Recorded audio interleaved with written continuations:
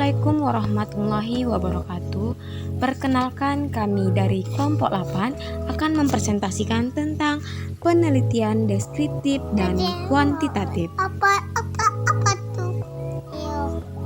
Adapun anggota dari kelompok 8 yaitu Fauzia Nur Hairiwa sebagai moderator dan pemateri, dan Putri Nabila Yohanda Huta Barat sebagai pemateri kedua.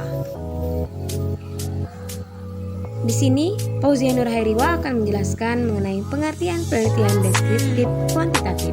Nah, penelitian deskriptif kuantitatif adalah suatu metode yang bertujuan untuk membuat gambaran atau deskriptif tentang suatu keadaan secara objektif yang menggunakan angka, mulai dari pengumpulan data, penafsiran terhadap data tersebut serta hasilnya.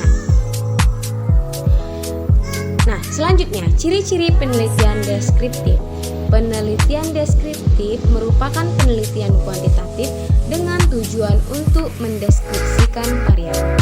Variabel utama subjek studi, misalnya umur, jenis kelamin, pendidikan, pekerjaan, status marital, dan sosial ekonomi lain. Pada penelitian deskriptif, murni tidak dibutuhkan kelompok kontrol sebagai pembandingan karena dicari adalah prevalensi penyakit atau fenomena tertentu atau untuk memperoleh gambaran tentang hal-hal yang berkaitan dengan masalah kesehatan. Terdapat hubungan sebab akibat hanya merupakan perkiraan yang didasarkan atas tabel silang yang disajikan. Hasil penelitian hanya disajikan sesuai data yang diperoleh tanpa dilakukan analisis yang mendalam.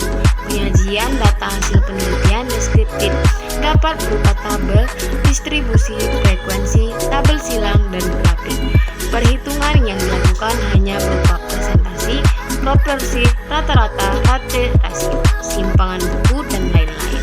Sesuai dengan skala ukuran data yang diperoleh, skala ukuran akan diuraikan secara singkat pada bagian akhir. Selanjutnya, langkah-langkah dalam penelitian deskriptif akan dijelaskan oleh rekan saya Putri Nabila Yohanda. Kepada Putri Nabila Yohanda saya persilakan. Langkah-langkah dalam penelitian deskriptif yaitu pertama, mengidentifikasikan permasalahan yang spesifik dan signifikan. Kedua, merumuskan dan membatasi permasalahan secara spesifik. Ketiga, menentukan tujuan dan manfaat penelitian tersebut. Keempat, melakukan studi pustaka dengan sumber-sumber berdasarkan permasalahan yang diteliti. Kelima, menentukan kerangka. Keenam, menentukan metode. Ketujuh, mengumpulkan. Selanjutnya ada metode dalam penelitian deskriptif. Ada metode studi kasus. Metode studi kasus penelitian dengan metode studi kasus adalah metode yang berfokus pada suatu objek untuk mempelajari kasus tertentu yang berkaitan. Nah, metode deskriptif berkesinambungan. Penelitian dengan metode deskriptif kesinambungan adalah metode yang dilakukan secara kontinu atau berkesinambungan dengan riset sebelumnya untuk mendapatkan hasil atau pengetahuan yang menyeluruh mengenai suatu peristiwa atau fenomena. Nah, selanjutnya ada metode survei. Metode dalam penelitian deskriptif.